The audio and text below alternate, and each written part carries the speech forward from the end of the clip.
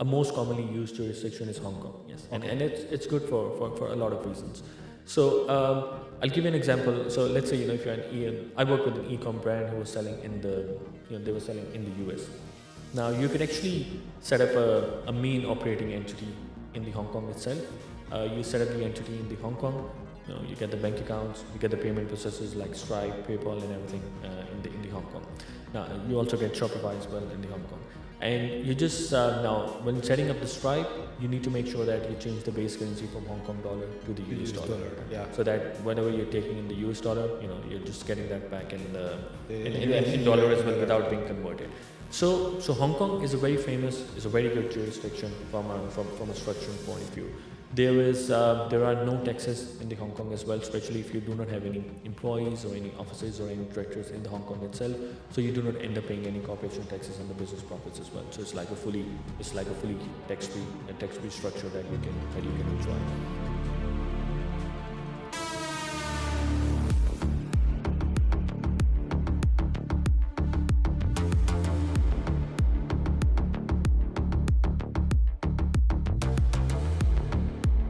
Hello everyone, welcome back to our new episode in this podcast, Zero to Infinity in e-commerce. As we have told you, the idea of this podcast is to bring e-commerce players and people in the industry to teach you how to scale e-commerce globally and profitably. Today we have a very nice guest. His name is Muhammad Umar, founder and CEO of Digital Finance, a global tax consultancy firm, and he helps a lot of different brands, entrepreneurs, e-commerce, affiliate marketings, and so on to save a lot of taxes on their billing. In the last few years, he has saved over $25 million in taxes for his clients and for other key people in the industry, such as Affiliate World Conferences, Sigma conferences, and so more. So, Mohammed, welcome back to the show, and please let us know a little bit about yourself. Yeah, thank you very much. So I'm the CEO of Digitas Finance. So we are a global tax consultancy firm exclusively serving digital marketers such as players in e-commerce, affiliate marketing, and we help them structure it, like how best to structure, where best to structure, so they can fully optimize on their taxes, both business taxes as well as personal taxes as well. That is amazing. I want to add something on. Muhammad, Umar, especially, he helped us to create all of our structure, personal structure, and he have been giving us a lot of advice and guidance in anything that's come along with creating the company, creating the banks, creating everything that is go around to these type of businesses that comes to a level that needs to be more profitable, to need to get better ways to manage their things or their income. So, Muhammad, thanks to be here. Thanks for taking the time. I have a question especially for you is, how do you think that is working your business to helping e-commerce entrepreneurs in the industry? Yeah, like I said in the intro as well. So we sort of like specialize in this industry. So we specialize for the people or for the businesses who are into the e-commerce and affiliate marketing, etc. So the main thing that we do is we sort of like try to understand like what exactly is their business model. Like, are they doing drop shipping, or they're doing like they have like in-house inventory, etc., and where they're selling, where they are based. For example, if they're based in a tax resident country, or where exactly they are based. And then we advise on the structure itself, like how best to structure, where they can actually register the companies. We'll talk about that in a little bit more detail as well. But yeah, where to register the companies, and then just get them going so they can fully optimize on the taxes. Yeah, I know that you have been helping really big companies to establish. Some of them is the affiliate world that we met over there. But I would love you to explain a little bit of this type of clients that you run that are not especially in e-commerce, but to give the audience a perspective of who is the type of company that you're helping around? Yeah, sure. So, I mean, it's not just the e-commerce. So, I think it's the whole digital marketing industry, which is pretty broad. So, like, we have e-commerce over there. We have I work with a lot of these affiliate marketers as well. Help them structuring their businesses. Similarly, for people in iGaming, people in crypto, how they can sort of like optimize on the business taxes as well as on the personal taxes as well. And some of the key clients, that I've worked so far is Affiliate World Conference. Most of you might know about that. So, they are one of my clients as well. I've served them as a CFO for a couple of years, and that's how the journey started. And I've helped them optimize on the taxes quite a bit as well.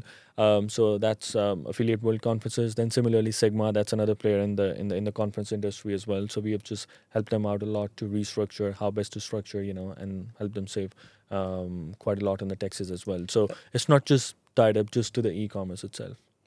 That's amazing. Umar, you know what? We would like to love to know a little bit of how you started, why you're here, how has been this path. Yeah.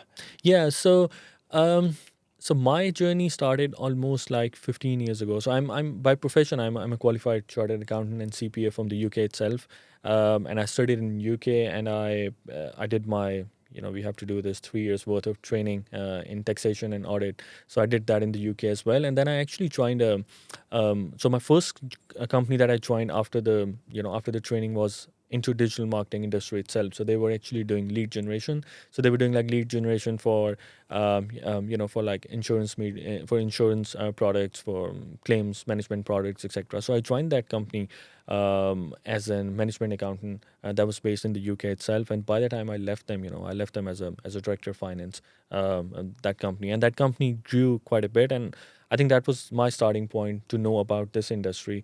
And, so to see like, what challenges people face in this industry, what exactly does this industry do. That's how I started, with them.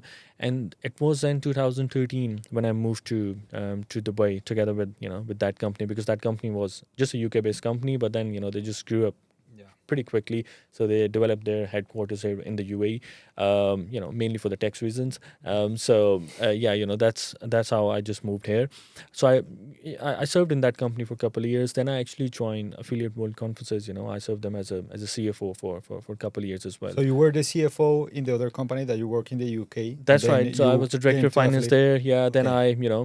then I joined Affiliate World. I've been I served them as a CFO as well for a couple of years. And I think Affiliate World Conferences is like that's like a perfect stage for anyone to start a business like what I started, especially targeting the audience, this particular audience like e-commerce, digital marketers, etc. So I mean, when I was serving them as a CFO, I've been working in a lot of them to advise them on the tech structure as well. So I've been doing a lot of tech structuring as well.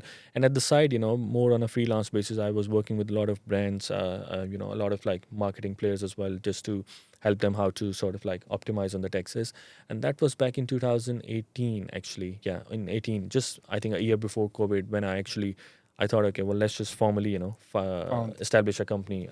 So like Digitas Finance, and so it's like a clearly focused just on this particular industry itself.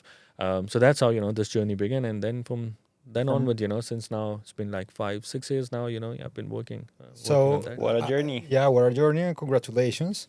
Thank You have you. an amazing company. Also, I love the name Digitas Finance Yeah. because at the end it's really catchy. Mm. For us, for me, in the aspect when I saw your booth the first time, the name obviously caught my eye, Yeah. and obviously the 0% tax also Exactly. catch my Yeah. eye. Yeah. Really That's the branding. idea. That is something important, and something that I see is in the background that you have and the experience that you have.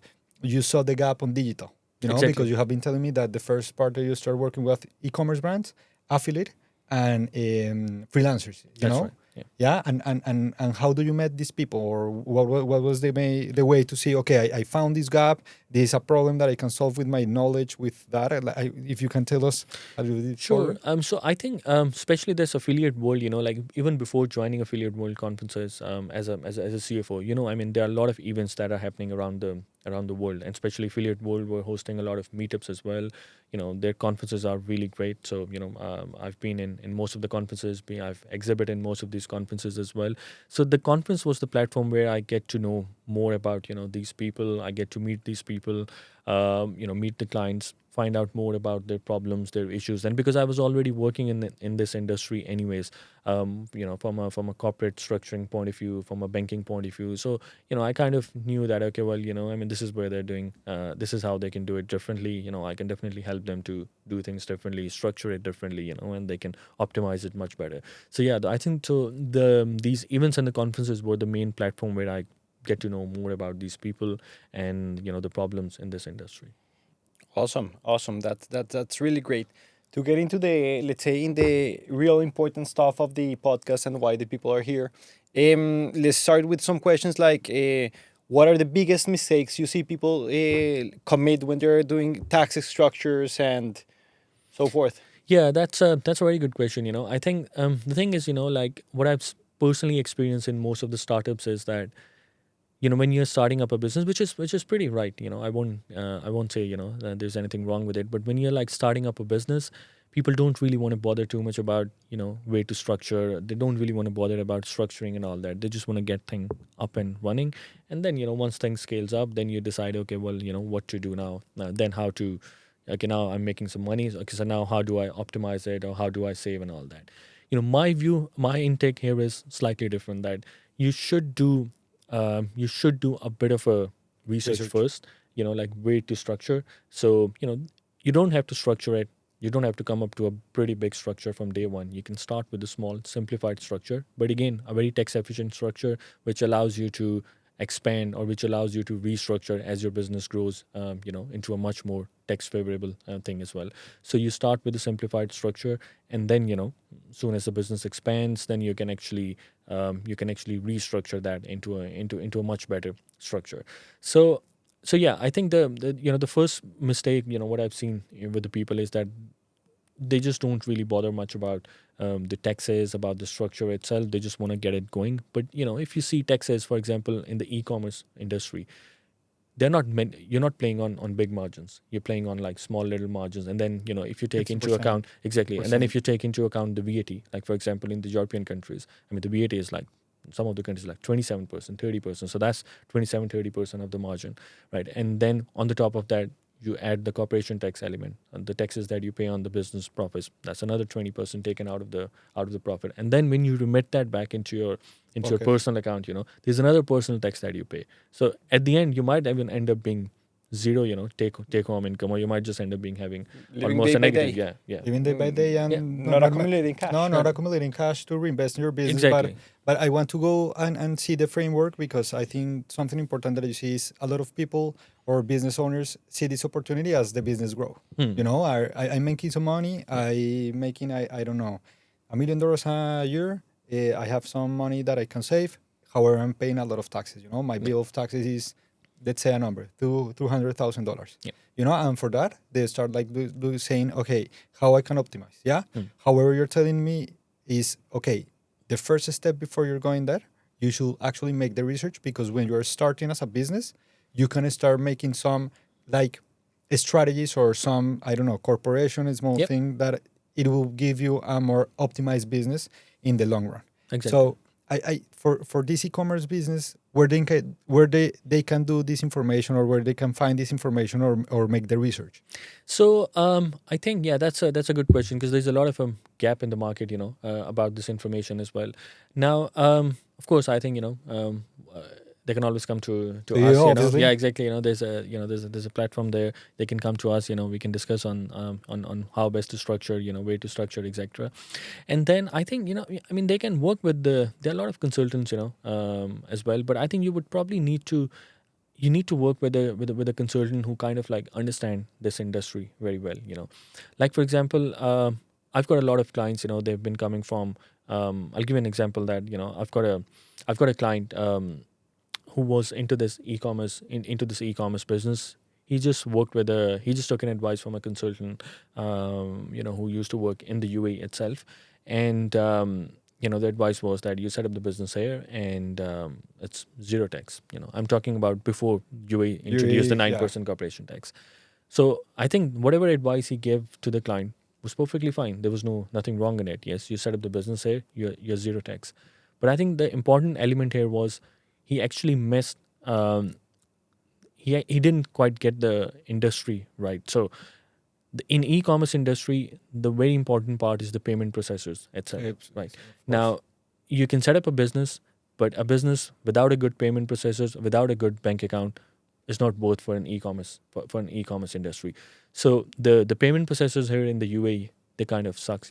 So I mean, there isn't if you are dealing. I mean, if you are selling internationally, then you need like some international payment processors. This is where UAE lacks. So they don't really have those sort of a payment processors. So now the structure from a text point of view was correct, but when it comes to the payment processors, it was a deal breaker. You can't actually sell it using local payment processors, which were here in the UAE. So that's why it was quite important that you reach out to a person who actually knows the industry as well, not just like a standard tax consultant, because I mean, tax is one part of it, but you have to take into account a lot of other, aspects of the business as well. For those that don't have the information clear, when we talk about payment processor, is it Stripe, PayPal? Exactly, Stripe, whatsoever? PayPal. I mean, payments. I'll give you an example of Stripe. So like now Stripe is here in It's the UAE. available. Back then there was no Stripe, but even now as well, the Stripe is just a beta version in the UAE. So what it means is it only allows you to take MasterCard and the Visa card. Now, for example, just imagine an e-com brand selling in the US. I mean, a lot of the people in the US have Amex, American yeah. Express, right? So this is where most of the you'll actually fail in the sales funnel. So most of the sales will just drop out because the UAE will not, the UAE Stripe would not actually take that into account. And then I think just building onto that, the another thing is the currency exchange as well. Like if you don't, this is where like if you don't match the currency, like if you're selling in dollar but the payment processor's base currency is, let's say, AED, it will convert everything back into AED, and this is where you get like a lot of Yeah, when These you are have like- when you have volume, you start losing a lot of money. But I want to point something here for the people that many times don't have this type of knowledge is getaway payment or a processor payment is a really trusty way for people to understand to decide to purchase. If they do not trust on the getaway payment, what will happen is they will not make the purchase. Yeah. And that is what is Exactly. really important, because you can go with a getaway payment, let's say, and you're gonna go to USA and you get a local processor payment from UAE, and people do not know the processor payment, they will not purchase because at the end Exactly. they are putting the credit card, their number, and the information. So I think that it's important to know, because I know that many people do not know this information, and it makes a huge difference Yep. onto what people is willing to purchase at a product, and it will affect obviously all the funnel inside the business. Add to cart, conversion rate, checkout, and conversion rate. Yeah. Exactly. So in the conversation you were telling us about, like, one of the biggest mistakes is they don't plan to structure from the beginning. Like you have to have good basis in order to expand, Yep. because later on it's going to be It's gonna be difficult yeah, or harder challenging. or whatever. The second thing that you were talking about the importance of payment providers. And in this point is like one of those hidden costs that people don't see at the beginning. So I wanted to get into that. Like you told us a little bit about, let's say, okay, tax structures that really take out the profitability, the payment processors that take away profitability. Can you name like a couple of more maybe hidden examples of those costs that people don't see or don't take into account when setting their e-commerce? Yeah, exactly. I think like you rightly pointed out, the payment processor cost itself, like for example, on average a Stripe would take around 2 to 3% out of the, as a payment processing fee. So that is one of the hidden costs as well. Like if you're set up in a country, where you just work with the payment processors, which are pretty expensive in terms of like processing fee, that's another cost added to it. The other hidden cost added is the exchange rate. So this is where most of the people don't really realize. Like for example, if I am, I'll give you an example. So if I am selling in Europe, but I'm using a Stripe Hong Kong. Now Stripe Hong Kong is amazing. The risk appetite is amazing. For like high risk brands. But the base currency of the Stripe Hong Kong is either Hong Kong dollar or US dollar. Now, if you were selling in euros, the Stripe Hong Kong is going to convert everything back from euro into the US dollar, either US dollar or Hong Kong dollar. And the rate which these payment processors use, they are like really stroppy rates. You will actually lose a lot of the margin out in this funnel. So that's another hidden cost that you have to take into account. So this is why I think the selection of the jurisdiction where you want to register, and then also the selection of the payment processor, that's quite important. I think that you have been coming with really great, useful information, and I want to go further because you already talk, okay, the jurisdiction that you're willing to open your company, but I would like to break down what is the best jurisdiction for someone that sells on e-commerce. Like, let's build an example. Yeah. So I think it's a pretty broad question, but yeah, I would let's say, for example, I'll give you an example. A most commonly used jurisdiction is Hong Kong. Yes, Okay. and it's good for a lot of reasons. So I'll give you an example. So let's say, if you're I work with an e-com brand who was selling in they were selling in the US. Now you could actually set up a main operating entity in the Hong Kong itself. You set up the entity in the Hong Kong. You get the bank accounts, you get the payment processors like Stripe, PayPal, and everything in the Hong Kong. Now you also get Shopify as well in the Hong Kong, and you just now when setting up the Stripe, you need to make sure that you change the base currency from Hong Kong dollar to the US dollar, right? yeah. So that whatever you're taking in the US dollar, you're just getting that back in US in dollar as in well dollar. without being converted. So Hong Kong is a very good jurisdiction from a structuring point of view. There are no taxes in the Hong Kong as well, especially if you do not have any employees or any offices or any directors in the Hong Kong itself. So you do not end up paying any corporation taxes on the business profits as well. So it's like a fully tax-free structure that you can enjoy. So that's one of the very common jurisdiction which people incorporate into. So because I want to go further on that is, let's say you sell in the United States, you have your company based in Hong Kong, Mhm. you have the getaway payments that are really strong in the USA, and you have also in this hiding cost, first the one that you have 0% tax, Mm.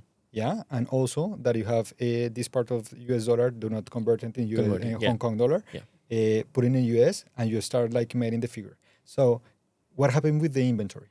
Because I think sometimes people, hey, how I can move my inventory if my company is set up there. If I live here UAE, if I live in, I don't know, in Latam, whatever place is they're located. Yeah, so I think from an inventory point of view, so like for example, if most of the people they are doing drop shipping model, that's Okay. super easy. So in drop shipping, you don't really have to worry about the inventory inventory. itself. It's basically it's going to be, let's say, the supplier based in the China or the fulfillment center, based in the China. They would worry about that. Similarly, I think if you are dealing with your own inventory as well, there are a lot of fulfillment centers across the world. I mean, nowadays, for example, if you're selling in the Europe as well, you're taking goods from China, selling in the Europe. Most of these fulfillment centers are actually based in the Europe itself, so they will actually keep the stock out over there. So I think the inventory management there's no problem in terms of inventory management, and you don't. I mean, in these sort of structures, you don't really have to move the goods around from One place to another. yeah, exactly. Let's say, for example, if you're billing from Hong Kong, it's not necessary that you need to move the good to the Hong Kong and then from Hong Kong, it gets shipped out to the to US or Europe or wherever. So that is not the requirement. So the good could come straight directly from, say, China to the US. So that's absolutely fine. For us at the So end, it could be, sorry, for us at the end also, because a lot of our audience is from Latam, you can have your stock in Mexico, let's say, Yeah. or you can have your stock In your Colombia. inventory in Colombia, Exactly. and then you sell in the United States. However, your company is based on In Hong Kong. Hong Kong, and you have all the processor payment. You will get all these advantages on the payments or taxes on whatever that you have to deduct, and then you make like the triangulation. Yeah, exactly. I've got a question, and well, it's like two questions. The first question is that I see a lot of people ask is, why is it better to have a Hong Kong structure than a US structure, for example? Yep. And the second one is, I know you're talking about Hong Kong right now, but it would be nice to understand the full structure. Yep. The protections, the layers, let's say who buys to who, how is it done, Yep. like to get into those details that I know that people really like to know that stuff and try to take value from that. So Sure. yeah. Yeah, so I think especially, I mean, in terms of the US LLC, right?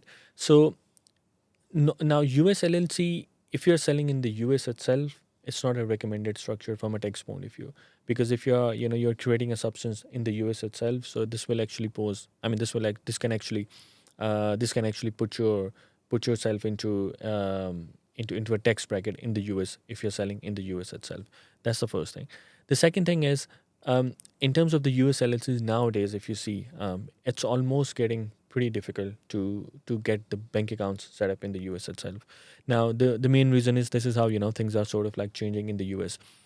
Most of the people, most of the people that use US LLC, they actually use it as a disregarded entity for tax purposes. So what you're saying effectively is that the company is not paying any taxes, but the person, like for example, if I'm owning the company 100%, then it's like I'm just earning this income as a self-employed, so I should end up paying taxes in my home country or wherever I am. Now, almost 100, I would say like 99% of the people don't really pay taxes in their home country on that. So but now US is changing this mechanism. So US has actually introduced a lot more stricter requirements where there's a more visibility on the beneficial owner, like who is the actual owner of the business. The second thing is, to get these bank account setups there, they are now requiring a local US based address, so which is kind of a Hard to deal get. breaker. Exactly. Yeah. It's almost difficult to get it. Yeah. And if you're living in the US, then it's a whole different thing, because if you're living in the US, then there are all other tax that you have to take into account. So whereas Hong Kong is much easier, is much better to establish. No requirement of having local Hong Kong taxes, local Hong Kong addresses or anything. So that's why I normally recommend Hong Kong over the US LLC. And cost-wise? Cost wise, yes. So the cost wise, Hong Kong is expensive than compared to that of the US. But I think if you see more in a broader picture, the Hong Kong comes with a lot more benefits. A lot more security, a lot more ease to set it up compared to that of the US, especially given nowadays. And in Hong Kong, it's a very different structure. So it's not like a disregarded entity or anything. It's like a proper limited liability company, and whatever. So let's say if you don't remit any money out from the company to yourself, the money belongs to the company and is subject to taxes for the company, which is 0%. You don't have to pay personal taxes in your home country unless you withdraw this out and remit into, let's say, into your home country and pay taxes over there. Whereas LLC is ineffectively, is more like I would say it's more like a tax transparent kind of a structure. If you want to, if you want to dive deep into the reality of the structure, that's a tax transparent structure, compared to that of a limited liability company. So that comes with a lot more protection as well. So that's, I think, on the first Hong part. Kong area. Yeah. Now the just expanding on the overall structure itself. So I think now this is where this things come into bed. So now, the Hong Kong structure, or even let's say the US LLC as well, they are all like the paper entities. They are all like the shell entities. So you, being the owner of the company, do not have any economic substance with that country itself. There is no connection with the company. No decision makings or anything are being made over there. Now, in nowadays, how the tax laws have shaped up.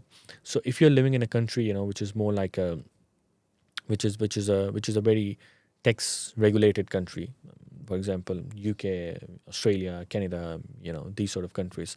So the Hong Kong structure would not work very well.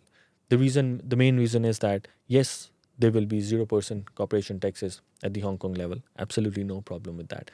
But when you come to your home country could actually question you, saying, well, that this is just a shell company and you don't have any substance attached to it. You don't go to Hong Kong. There are no employees. There are no offices. So how come? This company is being effectively managed and controlled from the home country itself. So you should end up paying taxes over there in your home country. Now this is where the UAE comes into the picture. So you protect the Hong Kong company by adding another layer of the UAE company. So the UAE company will actually become like the main parent company, and then the Hong Kong company becomes the 100% owned subsidiary of the UAE company, and you own the UAE company. So effectively, you own the whole structure. Now, the reason why you need to add UAE company is that, so UAE company, this is why UAE is a very favorable jurisdiction, and from a tax point of view as well, it's a very I would say it's a very strong and it's a very legitimate jurisdiction where it's not just a paper company. It's a proper company with having like a proper substance attached to it. Now, the substance comes by two means. So, one is the directors and the shareholders of the company would have an opportunity to take a UAE resident permit, which itself is a big game changer. Yeah. So, having a resident permit, you'll come to the UAE at least once every 6 months. If not once every 6 months, then You don't need once to every pay. quarter or once every year. That's a good enough evidence for someone to demonstrate that. Yeah, for someone to demonstrate that the company is being like this structure is being managed from outside their home country. The decision makings are being taken from outside their home country. The second thing is the UAE company itself comes with a proper office space, even if it's a flexi desk office space. It's not like a virtual, it's like a proper office space. You can even further strengthen down the. You can even further strengthen the structure as well by having like some sort of like a small office space as well. So from a from your home country point of view, you have to demonstrate that the company has substance outside the country, outside your home country, and it has some sort of employees or some sort of decision making being happening over there. Then it's a good enough structure to this is how you can have a good enough e-com structure, having good payment processors and fully protected from a tax point of view as well. So the way this structure work is, of course, the Hong Kong company becomes the main entity dealing with all the business, having all the payment processors, getting all the profits there. The profits will then remitted back to the UAE company by way of dividends. Now the UAE company, if they are set up in the right way, in the right free zone, then you can actually take a lot of advantage. So the dividend tax is zero. So there is no tax on the dividends remitted from Hong Kong to the UAE, and the whole income stays at a 0% tax rate. So you don't pay taxes at the Hong Kong level. You don't pay any taxes at the UAE level as well. And then if you want to withdraw anything out into your personal account, let's say salaries or dividends, you can always withdraw that and pay taxes in your home country. Or the other thing is like you can do it because the UAE company is going to be more like your investment holding company. So ultimately your wealth is going to get accumulated at the UAE level. So you can reinvest instead of like withdrawing everything out into your personal account and paying taxes in your home country. You can withdraw a little bit portion out, and I do advise people that they should withdraw Important something that out. they Yeah, need exactly, to justify your livings in your home country. So something. withdraw something out, pay taxes in the home country. Rest of the money you can just reinvest it in a much more tax efficient manner just from the UAE company itself. Just reinvest into stocks, reinvest into bonds, securities, properties, whatever. Yeah. Very So, interesting. yeah. I've got three. Sorry, I've got a couple of questions on that. What you were saying. The first question that I got is, yeah. So we're selling in an e-commerce. We're selling products all around the world. Yeah, every country has their tariffs or their import barriers or whatever it comes with it. But I wanted to ask you first of all is in the eyes of these countries, let's say US or let's say Europe, how do they see these structures? Like right now there's like China against US, Western mentality against the Oriental mentality. So that's my question. One of my questions is that one. Like, how do you see this? No, yeah. I mean, I've never seen that as a problem. Like for example, working with Hong Kong. The thing is that at the end of the day, these like the Hong Kong entity itself, you're not actually passing the goods from the Hong Kong to the US. The goods are going to come directly from, let's say, from China to the US. So if anything is going to impact, it's not going to be because of the structure itself. Like it's not going to be the Hong Kong itself. If anything is going to get impacted, would be because of how Trump is playing these days, right? So I mean the tariffs, that they're applying on the countries, but that's nothing to do with the structure itself. The for using a Hong Kong company selling in the US, using a Hong Kong company selling in the Europe, it's perfectly fine. I'll actually go one step further as well here that we deal with we deal with the structures where, for example, people people want to sell in Europe, using a Hong Kong company. Now, there's another consideration here, which is the VAT, right? So from a VAT point of view, so if you cross like a certain threshold in the in these states in the EU countries, then you would have to register for the VAT and pay VAT over there as well. Now, you can easily get the Hong Kong company registered for an EU VAT number. We do that quite a lot, so you can be fully compliant having a EU VAT number under the Hong Kong entity and just pay the VAT taxes over there. So it's not that in order to be like fully compliant you have to actually establish a company in the Europe to get the VAT number. You can just easily have a VAT number under the Hong Kong entity. Same as like you're selling in the UK, you can easily have UK VAT number under the Hong Kong company as well. So like from a compliance point of view, Legal. it's absolutely fine. There was no problem in that. So I think that it's really important to understand that we have like a UAE company is owner of the Hong Kong company. Hong Correct. Kong company is in charge of making all the billing, all the processed payment, whatever. This Hong Kong company, completely legal, can actually get the number to VAT or whatever in those places. I could be living any part of the world, let's say, or I Yes, can get even in the US as well. yeah, you can live in the USA or you can live here in the UAE, whatever. And you can withdraw sometimes of your dividends, that your dividends were going to come 0% tax. Also, you have 0% tax, and probably the customer will pay the VAT to give you an idea.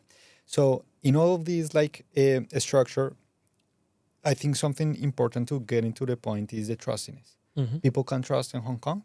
People Yes. can trust on the UAE, because I would like to say, because that is some of the questions that people ask. Yep. You know, for our part, one of the main issues when we start like getting into the process to see how we can optimize the business to reinvest better the money, it was, can we trust in the UAE? Can we trust in the Hong Kong? So please tell us a little bit more Yeah. about that.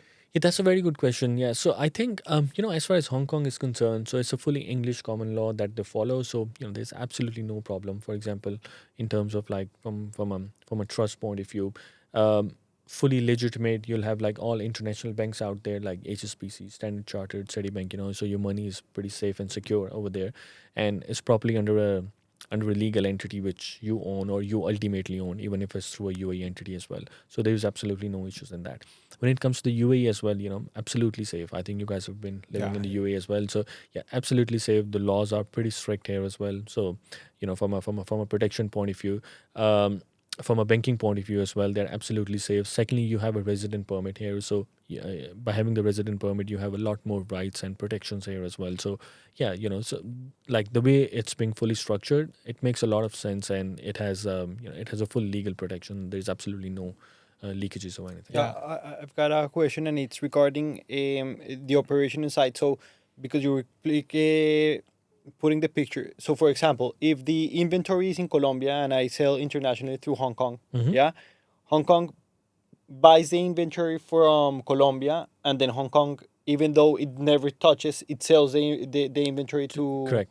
And you'll have to pay like to from UAE or to USA. from Hong Kong, you pay to Colombia as different companies. Exactly, as a supplier payments and so on. Yeah, supply supplier, payment. I sell the inventory. However, I ship it from Colombia to the whatever. Like for country it example, is. internationally as well. So let's say for example, if I can buy an inventory in China, but from a UAE company as an example, but that doesn't mean that I have to bring it to the UAE. I can just buy from China and just ship it directly to UK where I'm selling. Yeah. I know, because we have a close relationship and you have been helping with that. You have like your company set up here in the UAE, and also you have your company set up in Bahrain. That's Yeah. right. Yeah. Yeah. And I want to bring this to the point, because a lot of the clients that sell on e-commerce, they do not only sell on e-commerce. Sometimes they have brick and mortar store, but sometimes they sell a lot of B2B companies. That's right. They manage inventory. I sell to a provider, whatever the place, or whatever is the client. So I would love to understand how those type of structures works. Sure. Yeah. So I think that's a very good point. So I think I'll just elaborate that. I'll just break it down into two parts. So for B2C, now there is a 9% corporation tax here in the UAE. I think from a B2C point of view, like when you're selling to the end consumer, there are two problems if you want to work through just a UAE based company. So one problem is the payment processor. That's why you need to have a Hong Kong in the loop. And the second problem is the taxes as well. So if you do it directly through the UAE company, you end up paying 9% corporation taxes on the profit. If you do it through the structure that we've already discussed before, like through the Hong Kong and the UAE, then you end up paying zero taxes, but at the same time, you actually get access to all the worldwide payment processor as well.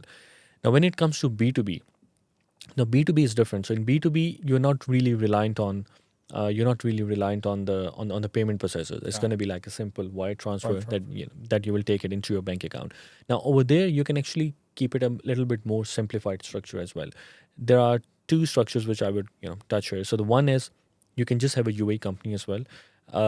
Now you can just have a UAE company. If you're doing just B2B sale, it shouldn't be a B2C sale. If you're doing just a B2B sale, like for example, I work with a lot of e-com brands who just do like a B2B sales. Like for example, I know I probably won't name the brands, but they just do like B2B sales on a wholesale basis, Yeah, not on a yeah. retail The basis. institutional Yeah. retailer, yeah. Exactly. Mhm. So those brands, you can establish a company in the UAE in the designated free zone. So not everywhere. So in the designated free zone, and if you do that activity in those free zones in the UAE, that activity is subject to 0% corporation tax. So you don't actually pay 9% corporation tax on that activity. So you do that activity through so you structure it in a different free zone, and it qualifies for a full tax exemption. This activity. Okay. The bank accounts here, I'm sure like you guys Yeah, also yeah, have yeah. it. So the bank accounts here, they are like fully multi-currency bank accounts. No problem in terms of getting payments internationally, making payments out internationally as well. That's absolutely fine. There's no problem with that. So you can have a simple structure in the B2B sale, and you don't pay you do not pay like 9% corporation tax if you have set it up right in a particular designated free zone. So that's so For that's the UAE. part here, yeah, for the Mhm. UAE.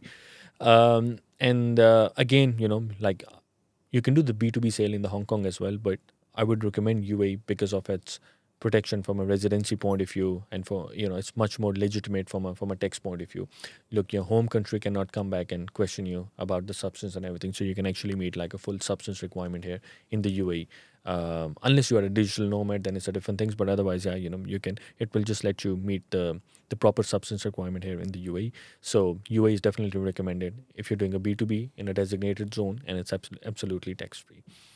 The uh, the And you reco- want the resident permit. Yes, there will be a resident permit, Yeah. which will comes together with that. And I think just to add another thing here is, for this activity to qualify for tax exemption in the UAE, it's not important that the good has to move. The good has to move to the UAE. Yeah. I mean, the good, like I explained earlier, so the good could be from China directly to the UK as well. So, yeah, You just do the yeah. billing through the UAE company. Whatever country, what is Exactly. important is that Yeah. you have set up here the B2B, as you mentioned. Yeah. And it will qualify for a full tax Okay. for a full tax relief. Yeah. What happens if this brand also sells inside the country? So if they sell inside the country, there are two things. Like the free zone is normally not allowed to sell. B2B? Free zone is normally not allowed to sell B2C. Sorry, B2C. B2C.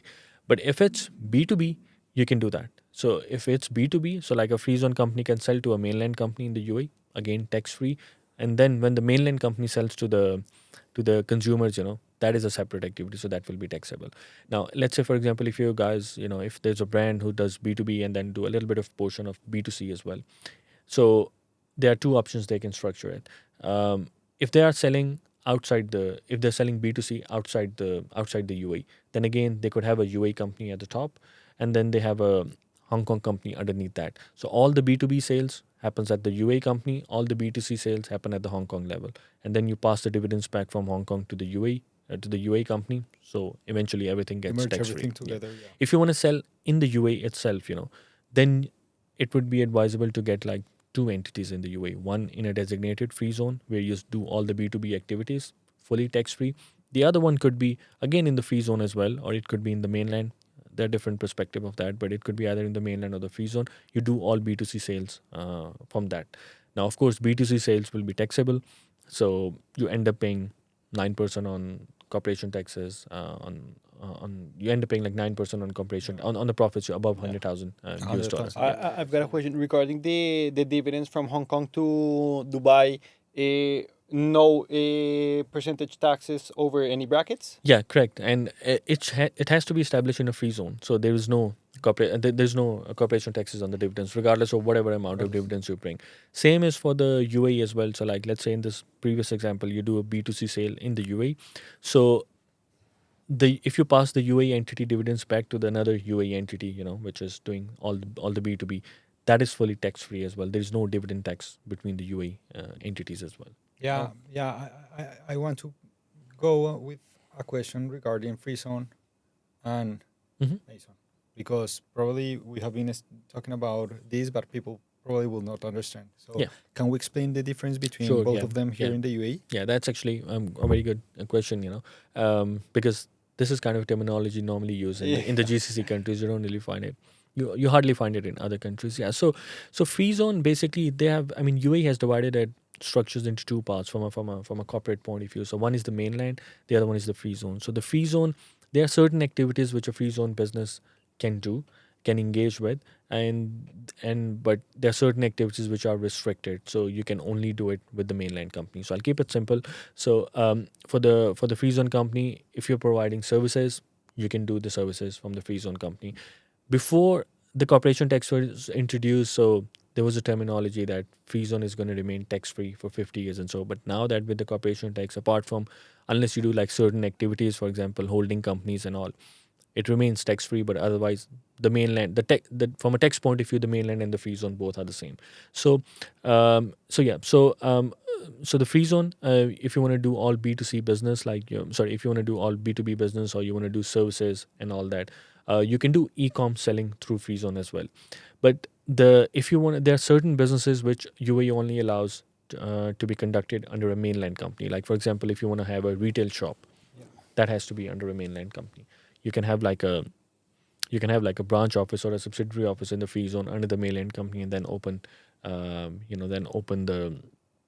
and then you can open like a store. But otherwise, normally a mainland company is allowed to do that. Similarly, for example, you're into real estate business. Let's say you're into a vacations home rental business. That's only allowable under a mainland company. A free zone company won't have that. At the end, the difference apart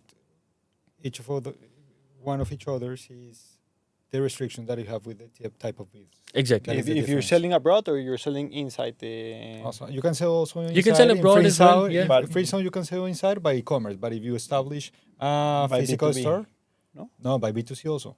You can do B2C in the free zone as well. You can do e-commerce in the free zone but as if well. you But if you open need a a- retail stores or something, then You you have should to need do it through to- the you relay. need Okay. to The open other a- thing is, I think the real estate is one part. The physical, the stores, that's another part. So, the other thing is like the holding company as well.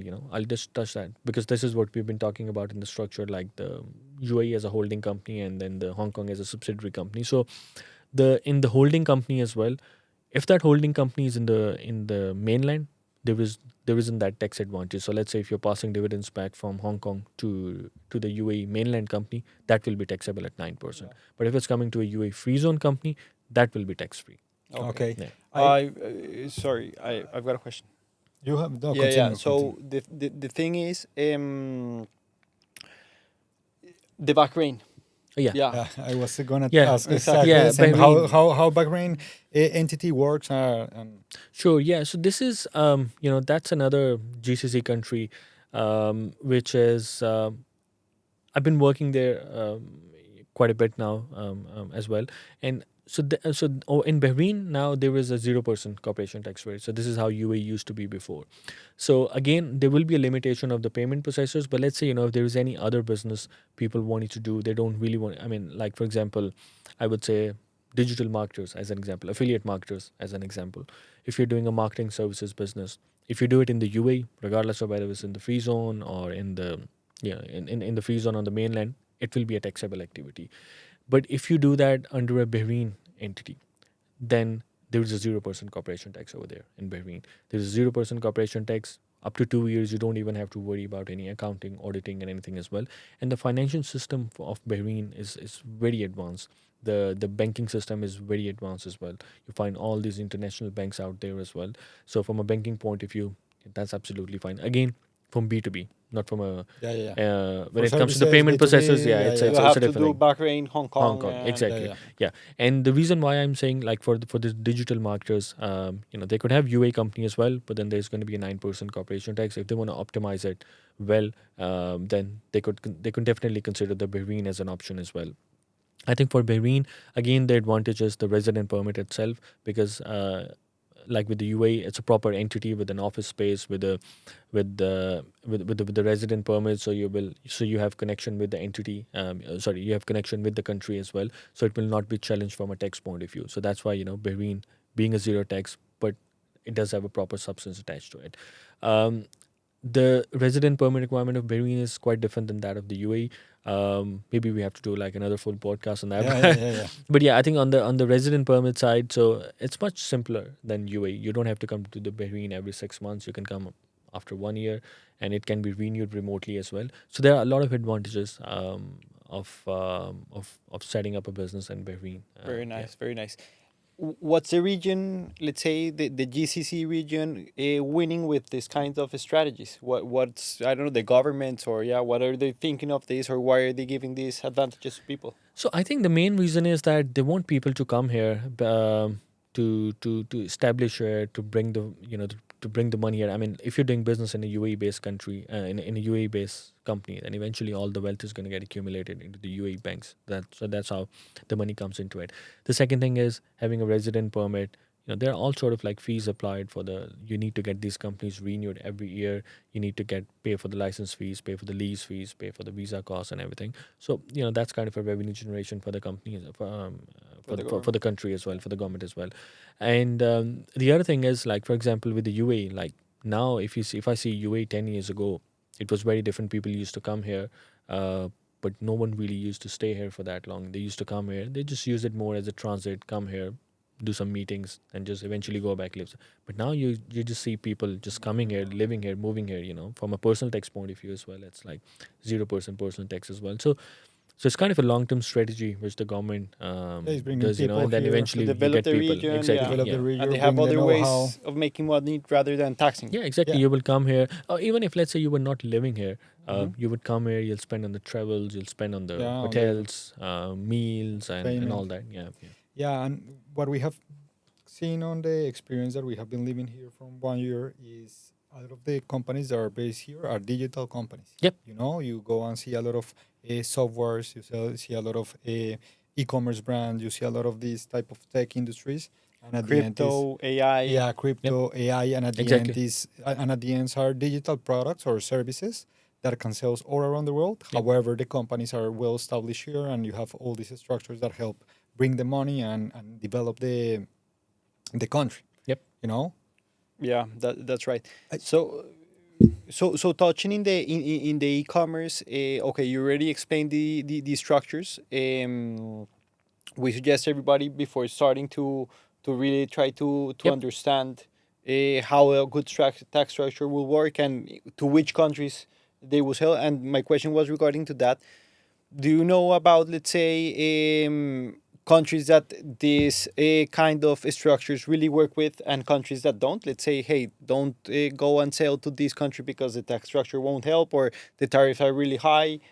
I don't know what's your personal I think experience on that. from a tariff point of view, there isn't any limitation. I think that the major limitation that comes is, like, for example, Hong Kong. Like I said, with Hong Kong, you can pretty much sell everywhere, apart from, of course, like certain Asian countries like India or those sort of like remote Asian countries. That they're different. They have their own barriers for the payment processors and all that as well. But I think for most part of the world, it works out very well. Like with the Hong Kong, you can sell in the Europe, you can sell in the UK, you can sell in the US. You can sell pretty much everywhere. The cards issued within the EU, they work globally, so they can work on any payment processors and so. I think the only point I would probably make here is if you are a US national, then there are very limited opportunities for you to optimize the taxes. So I think if I'm a US national, because US pretty much tax you on the worldwide income, so you probably don't really want to go into. I mean, there isn't much you would be able to save even by doing a Hong Kong UA structure as well. Unless you move like out of the US completely, but then also there is up to like a certain foreign exemption limit that you could actually avoid taxes. But yeah, if you are a US national, then you can probably just stick to a US based entity and just do the business through that. I want to go in further like the add-ons that comes with opening a company here in the UAE. So you are available to have a visa, Mhm. that you decide to have a visa. No, it's not like something that it's always come. You decide to have a visa. Also, that's something that comes along with opening a company. What happened with banking and credits? Yeah. Because a lot of these businesses are looking, okay, I'm willing to move my profits, continue to grow my company, bring the money, but as any business needs credit, in order in order to support the operation and so on. So how easy is to get credits for companies? How long it will take? Some of the benefits about the I forgot The interest? the interest. Yeah. So I think in Hong Kong, because it's a completely offshore structure, so it will be difficult to get a credit line. Okay. However, for the UAE, yes. So after pretty much, I would say like after a year, after a year of your business, you've done the business here, you have a bit of a history here, you can easily access to all the credit lines, like for example, credit cards, business loans, and these sort of stuff. Yeah. And those business loans can be UAE. Can, let's say, you lend the money from UAE to Hong Kong. Yeah, you can. Yeah, I mean, once you get the money, then you can always structure it between the entities. Yeah, you at the end send the money to any part of the world, Yeah. any part, yeah, that you can. What are usually the range of the rates that for a business loan here? Yeah, so that kind of depends on your business model. It varies, but on average, I would say around 4%, sometimes 4%? 3%. Very yeah, good. Yeah, sometimes up to 5. If the risk rate is pretty high, then the interest rate goes high. So Goes it kind high, of yeah, varies, yeah. between the profiles. Yeah. Very It depends. It depends. Okay, no, that I think is really, really great information that we have been getting here. How do the people move money between banks? Because sometimes I know that is an easy question, but sometimes people do not understand that. Yeah. So I think the UAE bank, so they give you all the currencies, like multi currencies, Hong Kong dollars, US dollar, GBP, euros, and everything. So, and the banking is it's a fully international banking. You can manage the bank account from anywhere in the world. All you need is just a SIM card or an app, so you can receive the OTP code, so you can operate the bank from anywhere in the world. So you don't have to be in the UAE to make any transactions. So all the transactions you can do it online from anywhere, in any part of the world. Okay. Very What interesting. happens? What happens if my money gets stuck? Because that is something that people also ask. Yeah. Okay. Usually with PayPal, Yeah, that happens a lot PayPal. with PayPal. However, you don't know In the may- banks. when someone don't know and let's say for any reasons that the money get stuck. What So, happens or how is the process? Yeah. Because So I think the thing is that all of these, like say for example, the UAE banks or the Hong Kong banks, they're fully regulated Yeah. banks. So if the money gets stuck, you can always reach out to the regulator. But I've never seen that happening. The banks are so efficient enough to deal with that.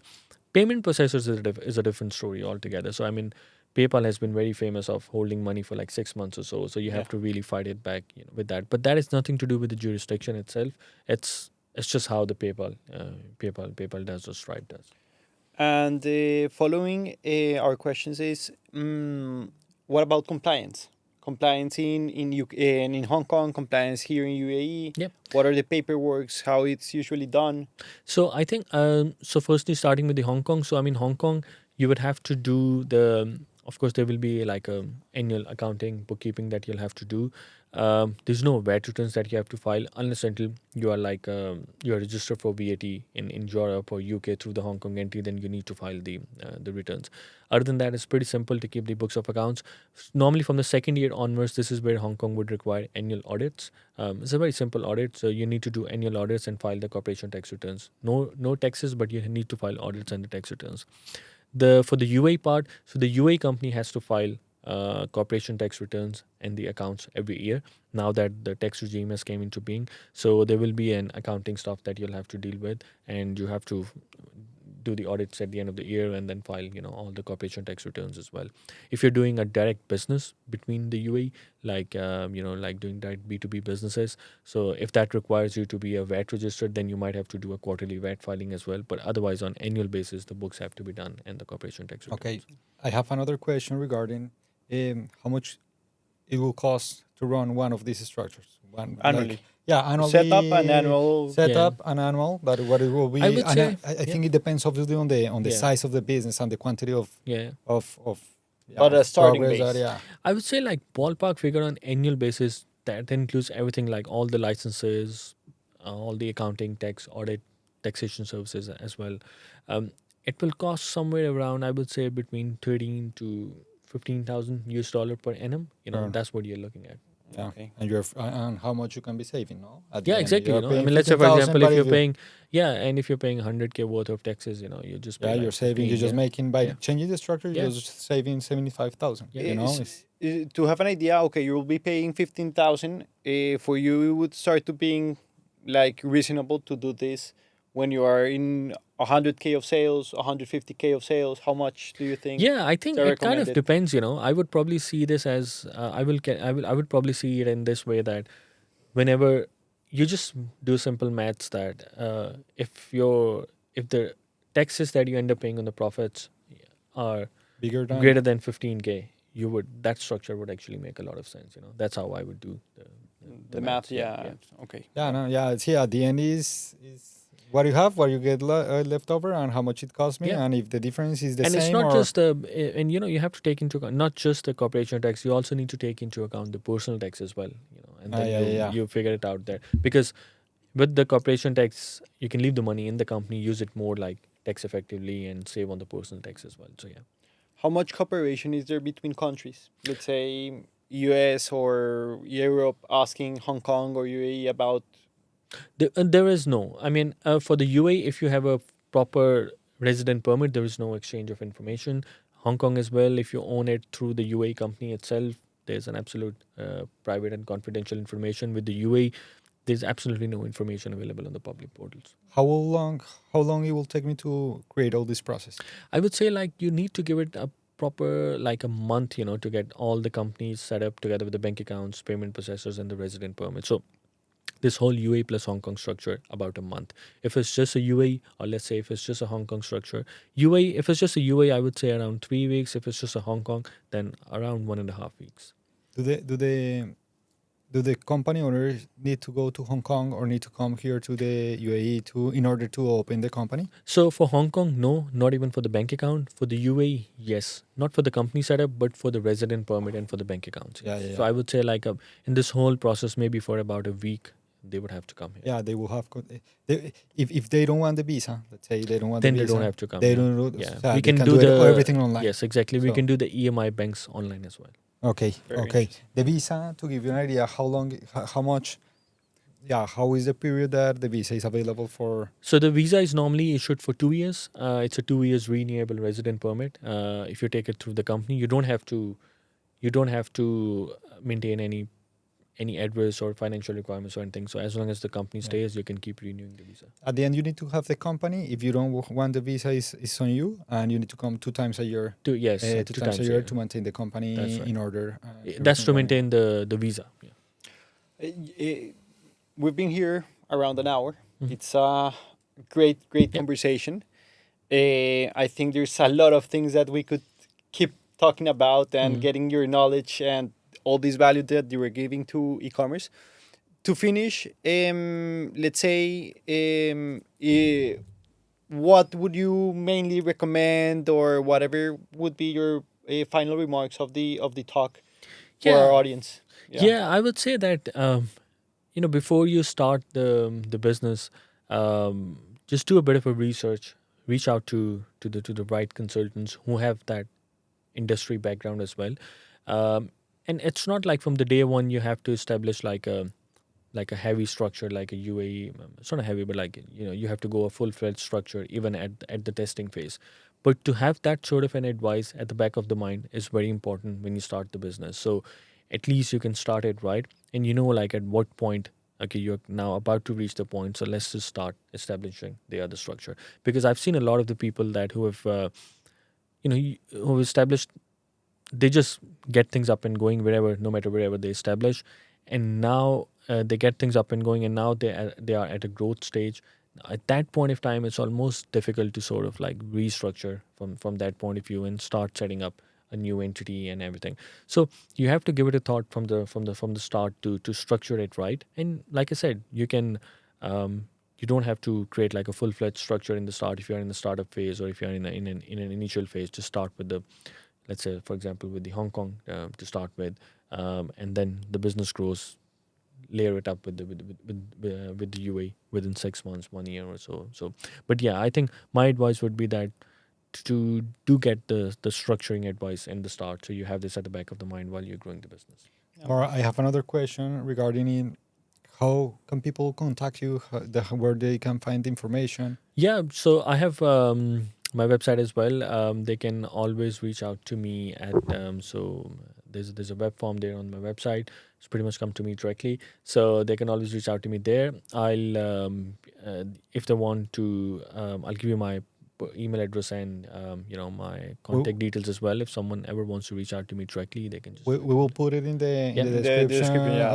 of the video. Yeah. How do you charge, or what is the way that you charge your services? Do you have a consultancy fee? Do you have like a recurrent? Yeah, so it depends. But I mean, initial consultation is free. We don't charge for the initial consultancy, and then once you've like signed up to it, then there are different models. Normally, we try to work on a fixed fee model, so there are no hidden costs or anything. So we just key in everything into the same fee. And sometimes if people don't want to take like the full services from us, then we can just do it just based on the scope of work as well. But I think just for your audience as well, we are kind of a one-stop solution where we do this, where we do the tax advisory, structuring, and then we set up the company's bank account, payment processors. We do the ongoing accounting, tax compliance as well, not just in the UAE, like in the Hong Kong, Europe, VAT, and everything as well. So we're kind of a one-stop solution. So you don't have to be. It won't be like you set up the company with us and then we just leave you to find out the accountants or in the Europe or other part of the world to deal with the other side of the business. Amazing. Perfect. So, Umar, once again, thank you for coming here to the podcast, for sharing your knowledge, and I hope that everyone who saw the podcast really gets value from this. Contact Umar, a great guy. We really recommend him. That's Yeah, Thank you very and much. That's my pleasure. no, Yeah. Umar, it was a pleasure to have you here. Thank You you. have been always really amazing with us. We have met almost 2 years ago. Yep. And actually, we recommend you, really recommend you because you do exceptional work. And if you want, you can contact you. We're going to put all the information. Yep. Or if you want also, we can help you set up the meeting and everything. At the end, it's a free consultation Yep. that it could help you or make a difference on your business in the long run. Yeah. So, Umar, thanks for coming. Thank you very much. You're Thank you, welcome. guys. So, guys, if you want to continue getting value from this type of a podcast, please subscribe, put on the notifications, and see you in the next podcast. Yeah, see you in the next podcast and see you soon. Bye.